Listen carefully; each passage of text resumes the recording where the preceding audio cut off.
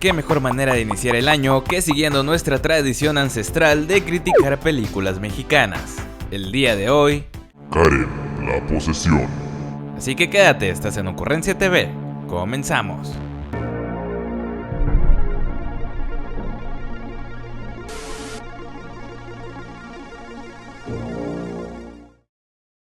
Basada en hechos reales, en un Durango ambientado en el año 1984, una familia atea llega a vivir en una nueva y enorme casa, sin saber que en dicho lugar años atrás había ocurrido un terrible asesinato.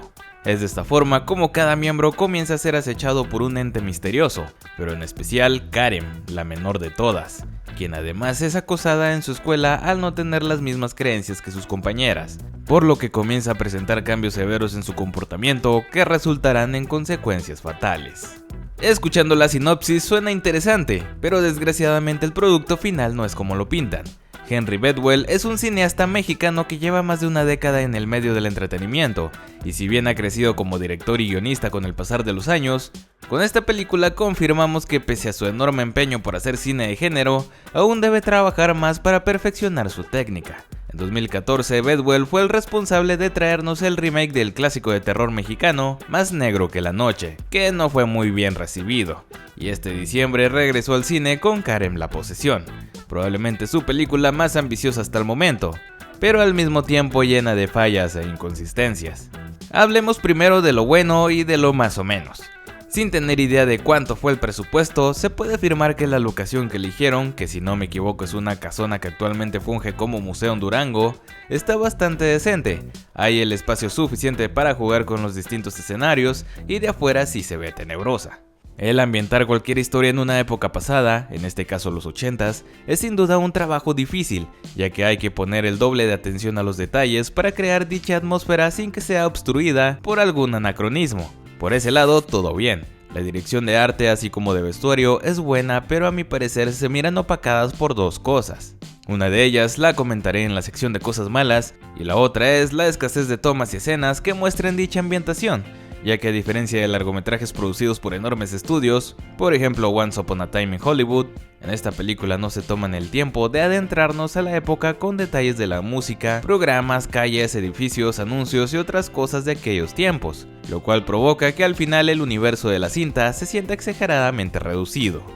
En un intento por llevar la fotografía a otro nivel, Bedwell contó con la ayuda del fotógrafo veterano Junichiro Hayashi, quien fuera responsable de la cinematografía del Aro de 1998, la película original a la cual después los gringos le hicieron un remake.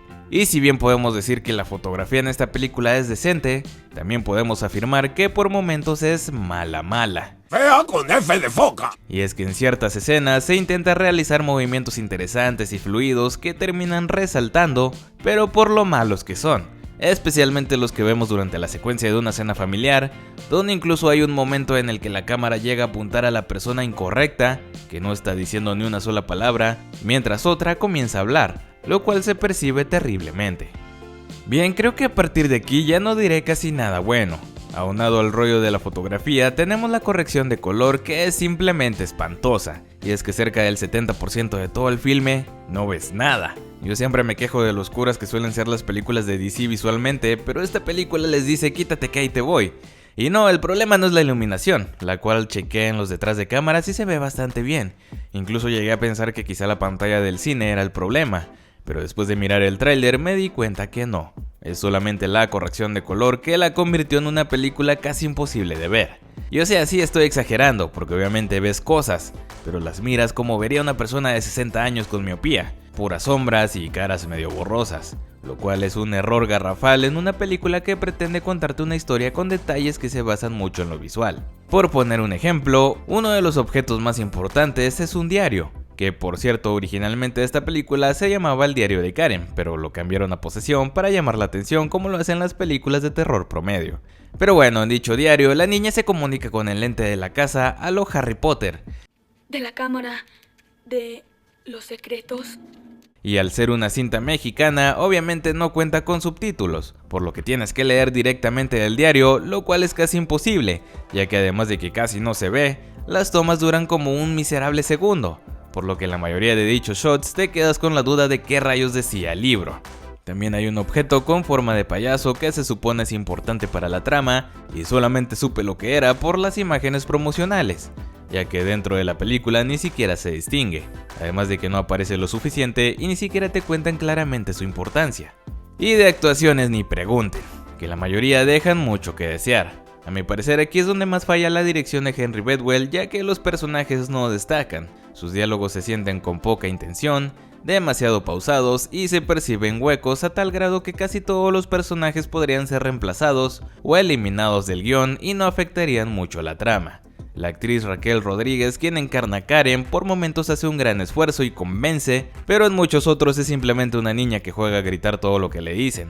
Los papás tienen personalidad de telenovela, el hermano está completamente de adorno y la hermana es quizá uno de los mejorcitos personajes y actrices que hay dentro del filme. Mientras tanto, en las escenas de la escuela, la maestra es de lo más plano que hay y está ahí solamente para ser masacrada, mientras las compañeras de Karen son las bullies más ñoñas y chafas que he visto en la vida.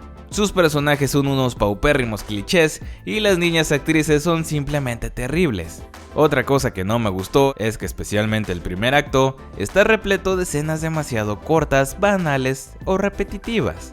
Apenas te muestran algo sospechoso, le ponen música de suspenso con los decibeles ascendiendo, aparece un jumpscare por menos de un segundo y cortan a otra locación.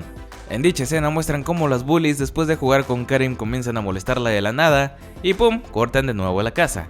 Y así se van por un buen rato cortando y cortando sin contar nada claro, solamente provocando un desinterés enorme en el espectador al no concretar ninguna de las ideas con éxito. En ningún momento cuentan ni muestran a detalle al ente o entes que viven en la casa, y de hecho pienso que habría sido una gran idea crear flashbacks que dieran a conocer mejor la historia de estos, especialmente del niño que experimentó lo que ahora Karen está viviendo, en una especie de historia paralela, lo cual hubiera sido muy interesante de ver. Lo único que hicieron cercano a esto fue un flashback súper cortito que recuerda bastante a Terror en Amityville, cuando Ronald DeFeo asesina a su familia con una escopeta.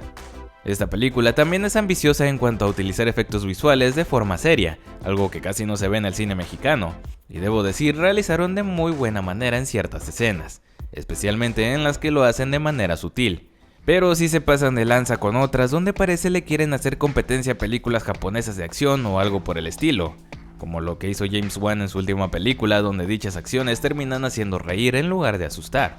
De hecho, hubo solamente una escena en la que genuinamente me sorprendí y me pareció impactante, tanto que incluso me recordó películas como Hellraiser o La Mosca.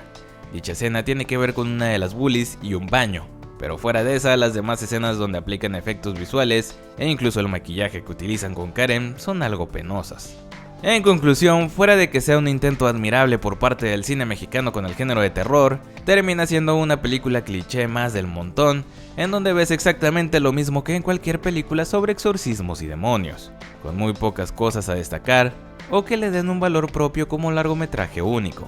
Carece de un buen desarrollo y técnicamente cuenta con muchas fallas que cuando menos las producciones clichés de Hollywood no tienen. Aunque repito, es admirable el esfuerzo que se hizo con un presupuesto probablemente reducido. Es por eso que yo le doy un 5.5 de 10. Y bueno, esto ha sido todo por hoy, ocurrentes. Si ustedes llevaron la película, me gustaría que dejaran su opinión acá abajo en los comentarios. Y ya saben que si el video les gustó, pueden dejar su like y compartirlo con todo el mundo. Yo soy su amigo Franco Same y les deseo un grandioso año nuevo.